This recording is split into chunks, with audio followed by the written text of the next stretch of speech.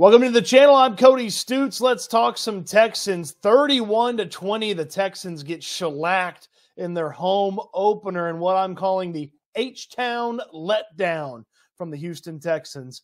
Man, there was a lot of energy and excitement around this home opener, but once it kicked off, it was almost all Indianapolis Colts in this matchup. What in the heck went wrong? Three key elements of what went wrong and what went sideways in this game. We'll get to them right now. Would appreciate a thumbs up on the video. Subscribe to the channel if you haven't already, and check out my full breakdown and so much more of my writing on my website, Houston Football. A link is in the description down below.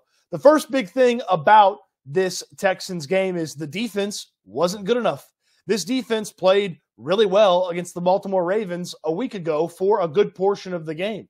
They spent more than half the game in a one-score affair with a really solid Baltimore Ravens team. And then this defense came out and got worked from the word go by both quarterbacks of the Indianapolis Colts. Those first two drives for the Colts were about as easy as it gets. The scripted first drive where Anthony Richardson dinked and dunked and hit a couple of nice strikes down the field and ultimately used his legs for the score, and they just picked the Texans defense apart. And you're thinking, okay, all right, how do you bounce back from that? Well, next thing you know, you're right back on the field in the red zone trying to defend the Colts, and Anthony Richardson goes damn near untouched into the end zone. Now, he gets banged up as he's running in for the touchdown, and we'll talk about him leaving the game here in just a moment. And then the Texans had two pretty solid drives where they forced a couple of Colts punts.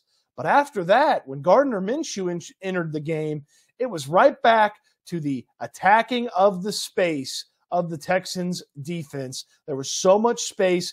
Guys were not being defended closely by the Texans defense. And Gardner Minshew came in and just easily and slowly operated that offense. They were making quick decisions. They were making quick throws. They were getting the ball out fast to neutralize that Texans defensive line, which played so well against the Baltimore Ravens last week. And then when the Indianapolis Colts needed to run the football, they were able to run the football. Zach Moss, who was hurt last week for the Colts but played this week, he had a nice finish to his season last year, but Zach Moss is not a running back that should average nearly 5 yards per carry against your team. And it felt like time after time, the Colts could turn around, put the ball in his belly, and get what they needed out of Zach Moss in this game. And I understand the defense sort of tightened up after halftime, but we're not here talking about halftime success or post-halftime success about this Texans team anymore. That was a Lovie Smith thing. Remember the Miami Dolphins situation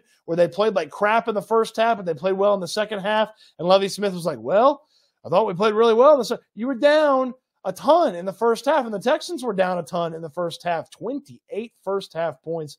That's totally unacceptable from this defense that showed a much better level of play a week ago than they did this week. And I wonder, the film gets out, and the Colts went in there. There was nothing super exotic about what the Colts were doing.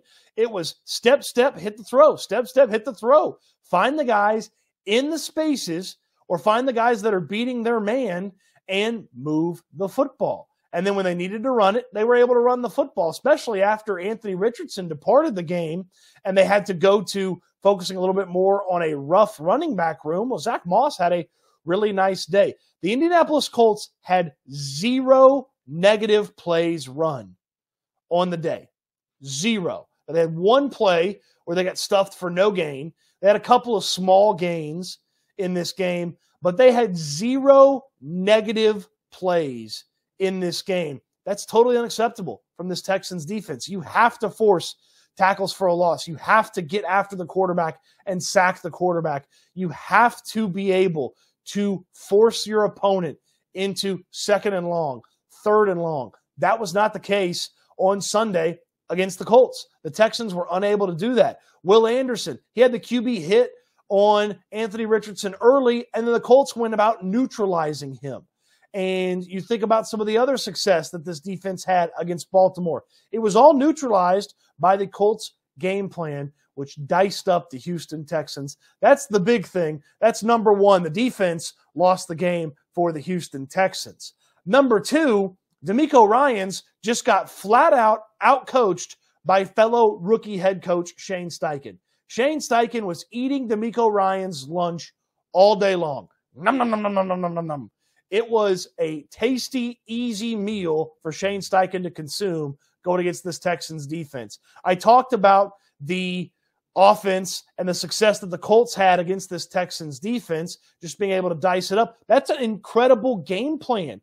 And to have that game plan be significantly altered when you go to the backup quarterback, but somehow, some way, that backup quarterback comes in and boom, boom, 2 touchdown drives. That's a great job by Shane Steichen to have not only Gardner Minshew ready to attack, but have his offense ready to adjust on the fly to no longer having a mobile quarterback in the game after Anthony Richardson left with the concussion. And Shane Steichen, offensive coach, he didn't have to adjust because DeMeco Ryans was never able to solve or figure out what Shane Steichen was doing. And DeMeco Ryans said after the game, guys just have to execute better.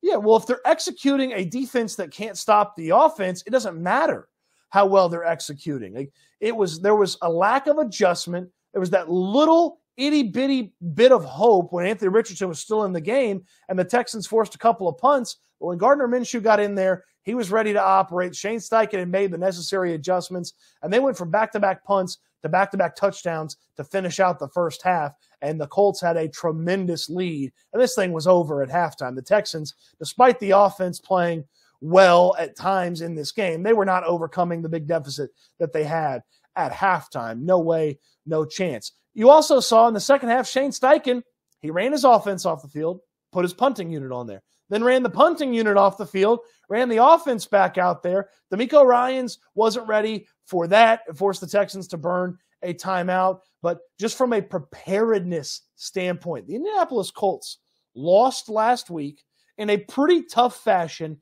at home. They then went on the road for the most excited home game that this franchise has had probably since a 2009 home game. And they were ready to go from the kickoff. DeMeco Ryans and company, they were not ready to go. The offense had to get into a rhythm. The defense never got into a rhythm in the first half. DeMeco Ryans got out-coached by fellow rookie head coach Shane Steichen. Steichen took him to the cleaners on Sunday. That's the second part of why the Texans lost this game and lost so bad. The third is the offense not getting in a rhythm. Well, it's hard to get in a rhythm when you can't block anybody. This offensive line is playing really bad right now, and I don't know that, short of health, how they go about solving this offensive line issue and how much it just really torpedoes what they want to do and what they're capable of doing on offense. You saw it right away in the first drive. A tackle for a loss of 3. 2 plays later, Josh Jones is allowing the sack. C.J. Stroud fumbles the football, and then the Colts are right there in the red zone. It showed up right away. Now, Laramie Tunsil hopefully will be back, but that only solves one part of the offensive line equation. You went from 3 backups last week to 4 backups playing this week. And even if you go back to 3 backups, you still don't have an offensive line that you feel really, really good about. And you won't have that offensive line until Juice Scruggs returns, hopefully in week 5, and Titus Howard returns, hopefully in week 5. And even then, until they play together and showcase that they can get things going on offense, you won't even feel good about the offensive line at that point. We'll talk about the passing here in just a second, but there was no push. No push in the running game. The Texans ran the ball so poorly in this matchup. Dameon Pierce had a 10-yard run, and if you take that 10-yard run away from the Texans, they had a yards per carry of like 1.6. 1.6 yards per carry. Heck, even with the Pierce run in there, they only had 2 yards per carry when they ran the ball. They ran the ball in some precarious spots for a team that doesn't have a really good offensive line, like Andrew Beck running in the red zone from a couple of yards out from the end zone. That was a curious decision. They ran the ball on second down when they were down late in the game and they needed to go fast and they needed to hurry up. So the rushing attack, very disappointing through a couple of weeks. And it's tough to stick with the rushing attack when the opposing team is up 14-0 before you've even really got your football pads on. And that's where the Texans were. So That's something to monitor going forward with this offensive line, but they have got to protect C.J. Stroud, especially if he's going to be dealing with the shoulder issue for a couple of more weeks. If that continues to pop up, they cannot have C.J. Stroud taking big hits. He was sacked 6 times in this game. They cannot have C.J. Stroud taking quarterback hits. They can't have C.J. Stroud scrambling for his life and having to make things happen off schedule. You saw a couple of plays here and there how good this thing can look when you get a little protection, when you can get on schedule as an offense. The offensive line, short of health, I don't know how they fix it. You got to look at what the Colts were able to do in neutralizing the Texans' pass rush. I mean, Gardner Minshew had a guy in his face on one play, like just merely a couple of seconds after the snap, but there was a guy running wide open over the middle. Boom, he threw it right between the 2 defensive linemen. The Texans never even really got close to Gardner Minshew. It was a really tough day for the defense, in part because the Colts offense was ready to attack the Texans and neutralize any pressure they were able to bring. I would think that the Texans would try to implement something similar to help neutralize their offensive line. I understand that perhaps the thought process is it's not going to be as bad as it was last week. It's not going to be as bad as it was against Baltimore. Surely at home, with a lot of practice this week, the Texans would be ready to go on offense, and maybe the offensive line would hold up a little bit better. It did not, and it felt like the Texans had game planned and maybe hoped that it would hold up just a tad bit better. But what the Colts did on offense, you'd love to see some of that from the Texans going forward, just to help neutralize some of those pass rushers and some of that blitzing that other teams have had so much success against this Texans team with through just 2 weeks. So the defense did not show up, was not ready. Shane Steichen outcoached DeMeco Ryans, and the offensive line kept the offense from getting things going early enough in this game to have themselves a fighting chance. Those are the 3 big reasons why the Texans go down in the H-Town letdown in the home opener to the Indianapolis Colts, 31-20.